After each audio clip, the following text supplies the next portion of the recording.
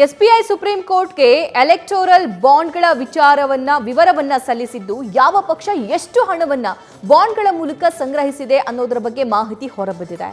ರಾಜಕೀಯ ಪಕ್ಷಗಳು ಈ ಎಲೆಕ್ಟೋರಲ್ ಬಾಂಡ್ಗಳ ಮೂಲಕ ಹಣವನ್ನ ದೇಣಿಗೆ ರೂಪದಲ್ಲಿ ಸಂಗ್ರಹಿಸ್ತಾ ಇವೆ.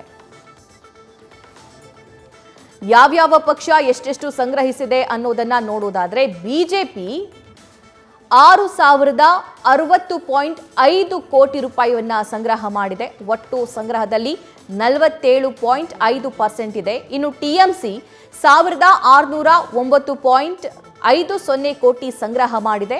ಈ ಹಣ ಸಂಗ್ರಹದಲ್ಲಿ 12.6% ಟಿಎಂಸಿಯದ್ದಾಗಿದೆ. ಇನ್ನು ಕಾಂಗ್ರೆಸ್ 1,421.9 ಕೋಟಿ ಸಂಗ್ರಹ ಮಾಡಿದೆ. ಸೊ ಸಂಗ್ರಹ ಮಾಡಿರುವಂತಹ ಪರ್ಸೆಂಟೇಜ್ ನೋಡೋದಾದ್ರೆ 11.1, ಇನ್ನು ಬಿಆರ್ಎಸ್ 9.5% ಆದರೆ ಬಿಜೆಡಿ 6.1%, ಡಿಎಂಕೆ 5% ಹಣವನ್ನ ಸಂಗ್ರಹಿಸಿದೆ. ಈ ಮೂರು ಪಕ್ಷಗಳು 500 ಕೋಟಿಗೂ ಹೆಚ್ಚು ಹಣವನ್ನ ಸಂಗ್ರಹ ಮಾಡಿವೆ.